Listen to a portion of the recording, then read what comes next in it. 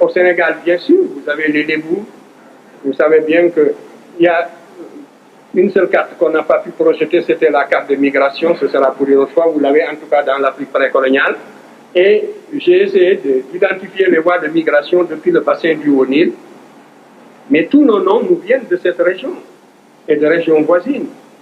Vous avez dans la région du Tchad des Mbaye, les Sarambaye. Mbaye, c'est un nom sénégalais. Vous avez plus loin encore, dans la région du Nil, chez les Noirs, chez les Chilou et chez les Dinka, vous avez tous les noms sénégalais. Vous avez Diop, Ndiaye, Kanvansi, tous nos noms, vous les trouvez là-bas. Vous les retrouverez aussi le long du bassin du Zaïre, vous les retrouvez au nord du Cameroun, vous les retrouvez encore au Gabon, les Ndong, hein, vous les retrouvez également à Brazzaville, les Ndoumbe, Massamba, tous ces noms-là, Ngoy, tout cela, ce sont des noms sénégalais. À telle enseigne que je croyais que c'est la colonne de marchands qui, à Fashoda, avait éclaté et que les Sénégalais qui étaient dans cette colonne sont restés là-bas. Parce que ça ne pouvait pas, c'est quelque chose d'extraordinaire.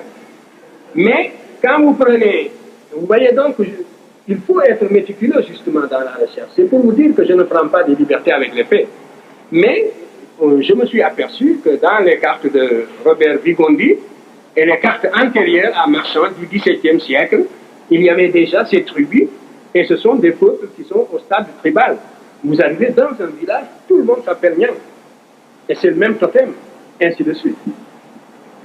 Donc, identité et parenté des peuples de la vallée du Nil avec le bassin du Sénégal, c'est évident. C'est prouvé au niveau ethnographique, c'est prouvé au niveau de la langue également. Le Niger, à plus forte raison, tous les noms que vous avez autour de la boucle du Niger, ce sont des noms égyptiens qui ont encore conservé le sens égyptien. Justement, c'est Ankare, ça veut dire Ra fait vivre, le nom de Sankare ou Sangaré. Et nous avons un officier égyptien du Moyen Empire qui s'appelait Sangaré. Vous voyez? Donc tous les noms du bassin du Nil, de la boucle du Niger, nous pouvons les décomposer pratiquement. Et Kamara, Paris, tous ces noms-là, Ka, Ba, tous les noms peuls sont des notions ontologiques égyptiennes. Le Ka, c'est la partie indestructible de l'être qui rejoint le ciel après la mort. Le Ba, c'est l'âme individuelle. Et les éléments constitutifs de l'être, c'est le Ka et le Ba. Justement, quand vous étudierez ces cosmogonies dont je vous parle, vous les retrouverez. Et So, ça veut dire les hommes. Et donc, tous les noms, vous les retrouvez encore. Tous les noms de la boucle du Niger. Amani, nous avons toutes les reines de Nubie, justement, qui sont des... Amani, c'est le nom du dieu Amon que vous retrouvez partout en Nubie. La reine Amani Sakti. J'ai daté sa pyramide qui remonte au IIe siècle avant Jésus-Christ. Vous voyez? Donc, ce sont des noms nigériens. Le Djarmakoy.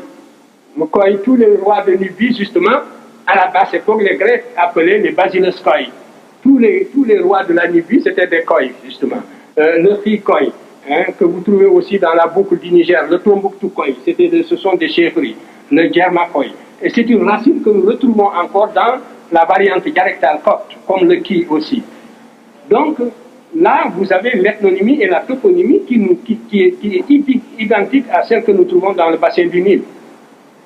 Et sachez que l'oasis de Kerga, qui était le point de départ des caravanes en direction de l'Afrique profonde, depuis l'Ancien Empire, depuis le voyage de Kirkouk, n'est-ce pas, sous Pépi II, eh bien, depuis ce temps, nous avons cette oasis, on l'appelle Kerga. Kerga, c'est un nom moderne qu'on lui a donné, mais dans les textes égyptiens, et vous l'avez ici attesté dans le Wörterbuch allemand, eh bien, cette oasis s'appelait le Kanem, l'oasis égyptien qui est dans le désert occidental, d'où on partait vers le Kanem, ici, le Kanem Bornou, cette oasis s'appelait le Kanem.